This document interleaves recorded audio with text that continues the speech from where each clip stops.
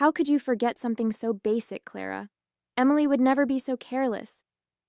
Beatrice's sharp tone cut through the soft hum of the kitchen fan, her words wrapping around me like a noose.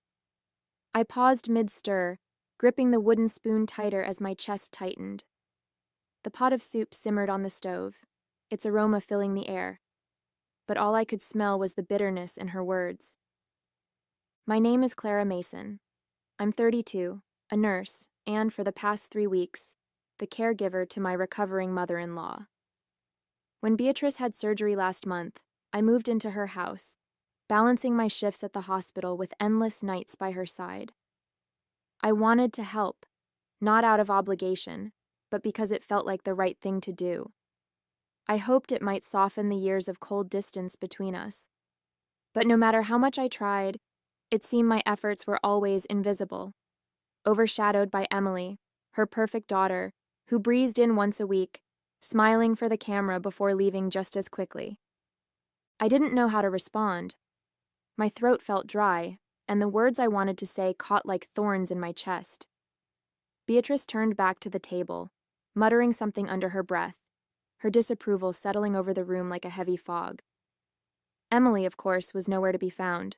She was already running late for her weekly appearance. And yet, Beatrice spoke of her as if she were the one standing here, ladle in hand, taking care of her every need. Careless. That word felt like a knife twisting in my stomach. I had given up everything for the past 3 weeks, canceled plans, traded shifts, even missed my anniversary dinner with Ben, all to be here. And for what? To be labeled careless because I hadn't added enough salt to the soup? Meanwhile, Emily could float in for an hour, snap a selfie by Beatrice's bedside, and walk out with all the credit. I stared into the pot, my hand trembling slightly as I stirred. Anger began to simmer, bubbling just below the surface. It wasn't just Beatrice's words. It was the smugness Emily exuded in every moment of her carefully orchestrated visits. She knew exactly how to frame herself as the devoted daughter, and she knew I wouldn't fight back. At least not until now. Just as I opened my mouth to defend myself, the front door creaked open, and Emily strolled in, her heels clicking against the hardwood floor. "Smells good in here," she chirped, holding a bouquet of flowers in one hand and her phone in the other, as though she'd just dropped by to brighten everyone's day. She glanced at me briefly, her smile lingering a second too long, then turned her attention to Beatrice. "How's my favorite patient today?" she cooed, leaning down to kiss her mother on the cheek. Beatrice's face lit up, her earlier frustration with me vanishing like a puff of smoke. "Emily, sweetheart, you're just in time. I was telling Clara how important it is to pay attention to the little things." Not that she'd understand, she added with a pointed glance in my direction. Emily set the flowers on the counter and let out a soft laugh. "Oh, Mom, I'm sure Clara's doing her best," she said, her voice syrupy sweet. She turned to me, her expression unreadable. "Don't worry, Clara. Taking care of Mom isn't easy. I've been learning that myself." I clenched my jaw, the words hanging on the tip of my tongue, begging to be said. But Emily was already moving, pulling her phone out for what I knew was coming next. She posed next to Beatrice, leaning in with a radiant smile as her camera clicked. "Just want to capture these precious moments," she said, her voice light, as if she hadn't just stolen the spotlight from everything I'd been working tirelessly to hold together. As Emily scrolled through her phone, probably selecting the best filter to enhance her devoted daughter persona, Beatrice sighed contentedly. "It's so nice to have both my girls here," she said, her gaze lingering on Emily. Though I'll admit, Emily always knows just how to make me feel special. My grip tightened on the ladle, the weight of her words pressing down on me. Both her girls? Special? I had spent the last 3 nights waking up every 2 hours to help Beatrice shift positions, prepare her medication, and ensure she was comfortable.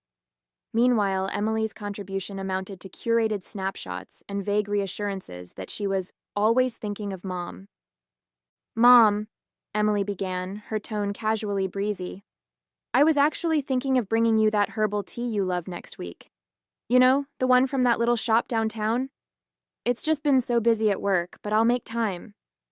Oh, Emily, that sounds wonderful, Beatrice exclaimed, her eyes practically glowing with pride. You're always so thoughtful. I couldn't stop myself this time. Thoughtful? I blurted, my voice sharper than I intended.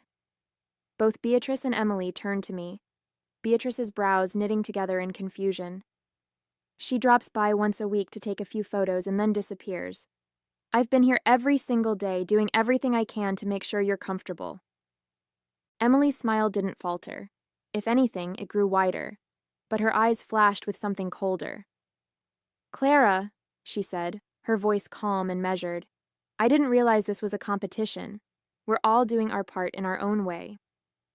Some more than others, I muttered under my breath, turning back to the stove. I could feel the tension in the room shift, but I wasn't about to let her patronizing tone get the last word. The moment the words left my mouth, regret washed over me. Even though I was right, I hated that I'd let my frustration spill over, that I'd stooped to making it sound like I was keeping score. It wasn't who I wanted to be, no matter how unfair things felt. Later that evening, I slipped into the guest room, shutting the door quietly behind me. I sank onto the edge of the bed, my phone already in my hand. Ben picked up on the second ring, his voice warm but distracted. Hey, everything okay? No, I said, the word tumbling out before I could stop it. I'm exhausted, Ben. I've been doing everything for your mom, everything, and she doesn't even notice. Emily walks in for 10 minutes with flowers and a fake smile, and suddenly she's the perfect daughter. Ben sighed heavily on the other end, the sound crackling through the speaker. Clara, you know how my mom is. She's always been like this. You can't take it personally. I know she's like this, I snapped, my voice sharper than I meant. But that doesn't make it easier. Do you have any idea what it feels like to be here, day in and day out, and still be invisible? I stopped, swallowing the lump in my throat. I just needed you to understand. Ben's voice softened, a hint of concern cutting through his usual practicality. Clara, maybe it's time to take a break. You've done more than enough. You've done everything, honestly. Why don't you come home for a week? Let Emily step up for once. I miss you, and you need to take care of yourself too. His words caught me off guard, the knot in my chest loosening slightly. The thought of going home, of sleeping in my own bed and being with Ben was so tempting it almost hurt. But then I thought of Beatrice, her frailty, her stubbornness, and the nagging guilt in my stomach returned. I don't know, I said quietly. What if she needs me? She'll manage, Ben said firmly. You've been more than generous, Clara. It's okay to step back. You're not a bad person for putting yourself first for once. Ben and I lived 2 hours away in a small apartment we'd made our home over the last 5 years. When Beatrice's surgery was scheduled, I'd offered to move in temporarily to help with her recovery. Ben had wanted to be there too. He adored his mom despite her quirks, but his job was at a critical point, with deadlines he couldn't ignore. He'd called every day to check in, always asking how I was holding up, but I knew it weighed on him that he couldn't be here to share the burden. As much as I missed him, I couldn't blame him. He was doing the best he could, just like I was. I sighed, gripping the phone a little tighter. I don't know, Ben, I said finally. It's not that I don't want to come home, I do.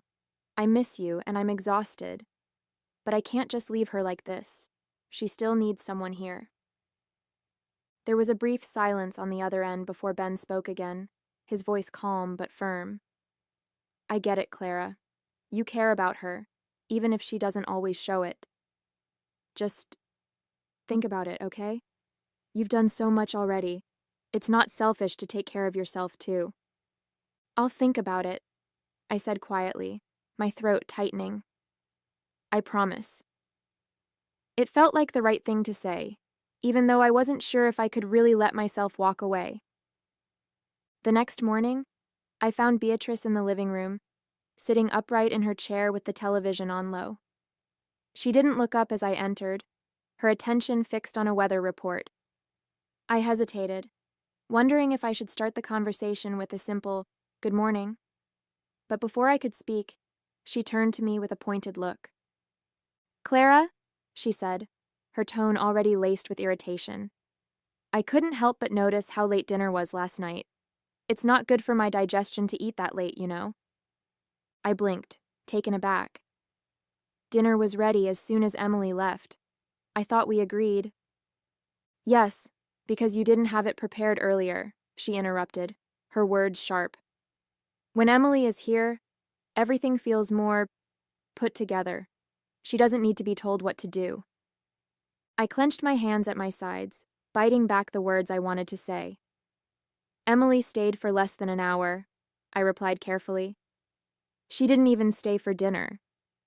That's not the point, Beatrice snapped, leaning forward slightly. Emily knows how to handle herself. She doesn't wait for me to tell her when or how to do things. She's considerate. I let out a slow breath, trying to keep my composure. I've been here every day, Beatrice. I've been doing everything I can to make sure you're comfortable. And yet, somehow, it always feels like a struggle, she shot back, her voice growing colder. You're here physically, Clara, but emotionally, you're checked out. You don't seem like you actually want to be here. Her words struck like a blow, my chest tightening. That's not fair, I said, my voice trembling despite my efforts to stay calm. I've put my life on hold to be here for you. I've been sacrificing, she cut in, her tone dripping with sarcasm. Oh, how noble of you. If it's such a burden, Clara, maybe you should have just let Emily handle it. She's busy, yes, but at least she doesn't make me feel like I'm an inconvenience. I opened my mouth, then closed it, unsure of how to respond. The hurt and anger bubbled inside me, but I knew saying anything more would only make it worse. Instead, I straightened, my voice quiet but firm. I'm doing my best, Beatrice. I'm sorry if that's not enough. She waved a hand dismissively, turning back to the television. Your best isn't what I need, Clara. Emily understands me in ways you never will. The room felt suffocating, her words hanging in the air like smoke. Without another word, I turned and left, retreating to the guest room to collect myself. Tears pricked at my eyes, but I refused to let them fall. Not yet. Not in front of her. Sitting on the edge of the guest bed, I stared at the neatly folded clothes in my suitcase, my thoughts swirling. Beatrice's words replayed in my mind, each one digging deeper into the ache that had been building for weeks. No matter how much I gave, how much I tried, it was never enough. And it never would be. I picked up my phone and scrolled through my messages, landing on the last one from Ben. You've done enough, Clara. Please come home. The words felt heavier now, but they also carried a clarity I hadn't wanted to admit before. Ben was right. I had done enough. I'd given up my time, my energy, and my peace of mind to be here, hoping it might make a difference. But nothing I did would ever compare to the pedestal Beatrice had placed Emily on. I couldn't keep sacrificing myself for someone who didn't see me, who didn't value what I was giving. I let out a shaky breath, wiping the tears that threatened to spill. It wasn't about giving up. It was about knowing when I'd reached my limit. For my own sanity, I had to stop waiting for Beatrice's approval. I had to go home. I decided to talk to Barris that afternoon. The air between us was thick, heavy with everything that had been left unsaid. My heart pounded as I stepped forward, determined to finally speak my mind.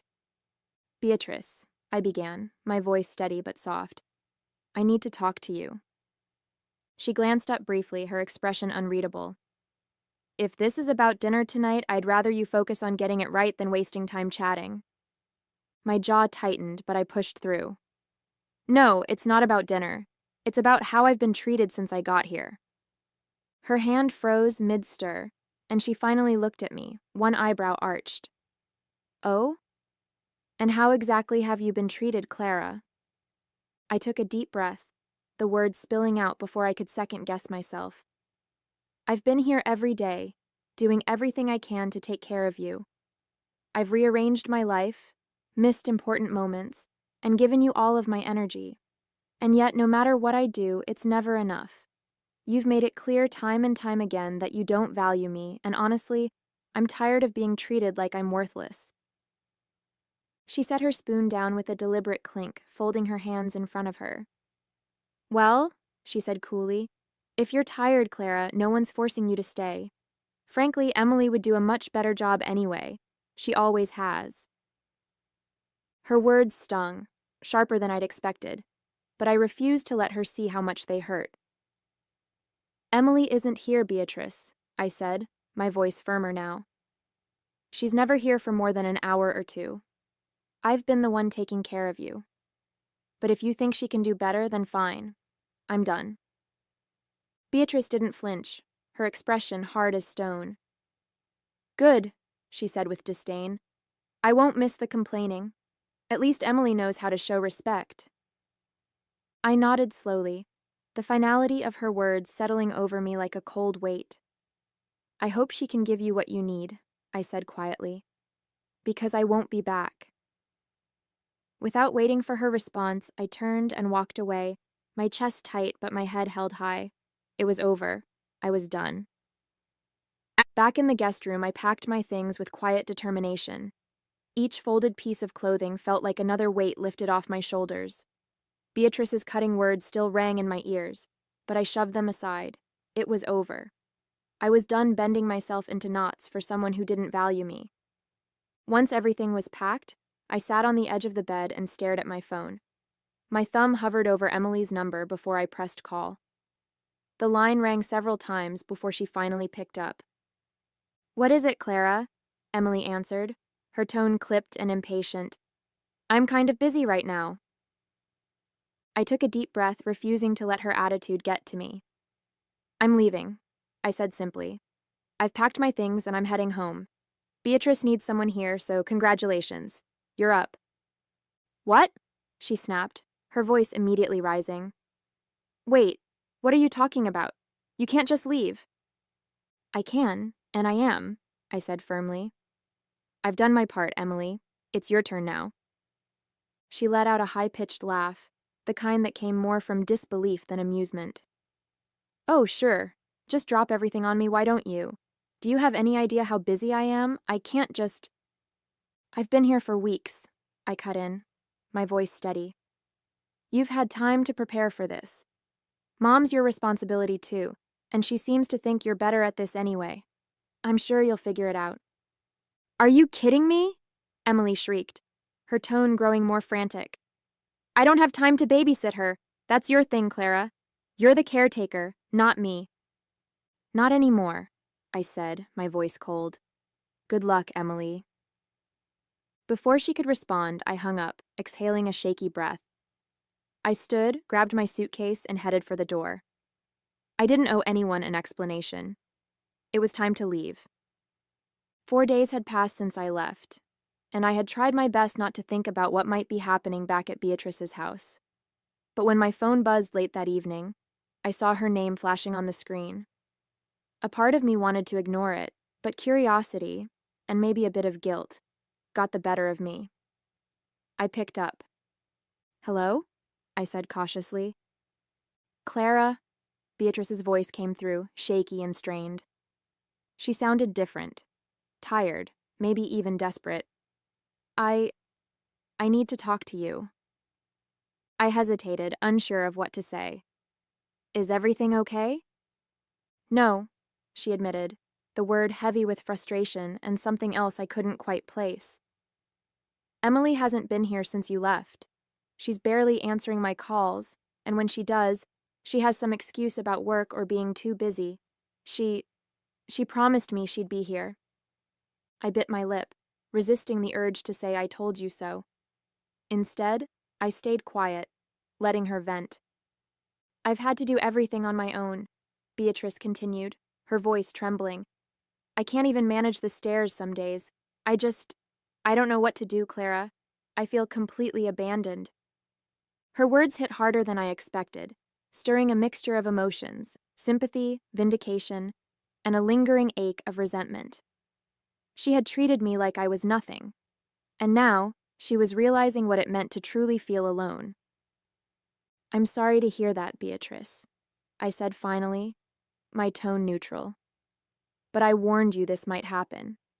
Emily's good at saying the right things, but she's never been the one to follow through. There was a long pause, and for the first time, Beatrice's voice softened. I didn't think she'd just leave me like this. I thought she cared. I stayed silent, not wanting to twist the knife. Beatrice was finally feeling the consequences of her favoritism, and while a small part of me felt justified, another part of me couldn't help but feel sorry for her. I took a deep breath, clutching the phone tightly. Beatrice, I'm sorry you're feeling this way. I wouldn't wish this on anyone, I began, my voice quiet but steady. But I can't just come back. Not right now. What do you mean, not right now? She snapped, her tone immediately sharp. I mean, I can't drop everything again to move back in, I said firmly, though my heart ached as I spoke. Beatrice, you treated me like I was nothing when I was there. I gave everything I could, and you made me feel like I didn't matter. I can't put myself through that again. Her response was immediate and furious. Oh, so now you're going to hold a grudge, are you? She yelled, her voice rising. You think you're so perfect, Clara? You think I didn't notice the mistakes you made while you were here? Don't act like you're some martyr. You've never been good enough for this family, and now you're proving it. Her words hit like a slap, but I kept my voice calm. Beatrice, I'm not saying I'm perfect. I know I made mistakes. But I tried. I gave everything I had, and you never saw that. And now, after everything, you expect me to come back as if none of that happened? She let out a bitter laugh, her tone dripping with anger. I should have known. You're just like everyone else, selfish. At least Emily would never abandon me like this. Emily already has, I said quietly, the words hanging in the air. There was a stunned silence on the other end before she exploded again. Don't you dare talk about Emily like that. She has her reasons, unlike you, who's just looking for an excuse to quit. Tears welled in my eyes, but I refused to let them fall. I'm sorry you feel that way, Beatrice, but I can't come back. Not like this.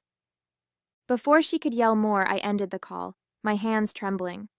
The weight of her words sat heavy on my chest, but I knew I couldn't go back. Not now, and maybe not ever.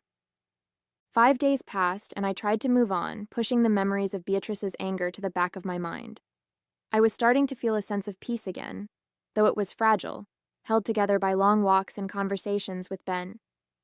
Then late in the evening, my phone buzzed. It was her. I stared at the screen for a moment, debating whether to answer. With a deep breath, I picked up. Hello? Clara?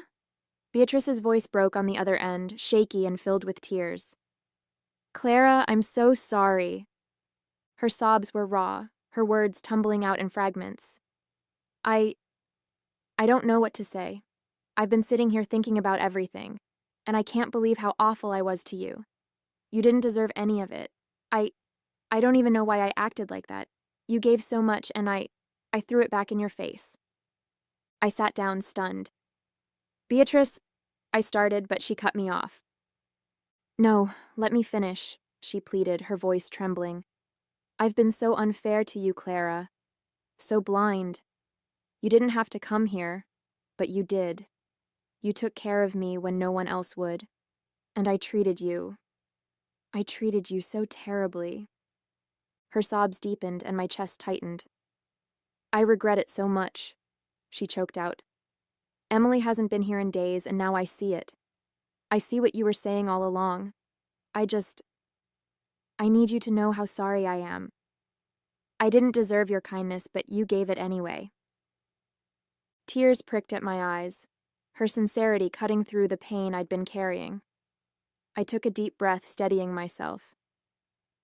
Thank you, Beatrice, I said softly. That means more than you know.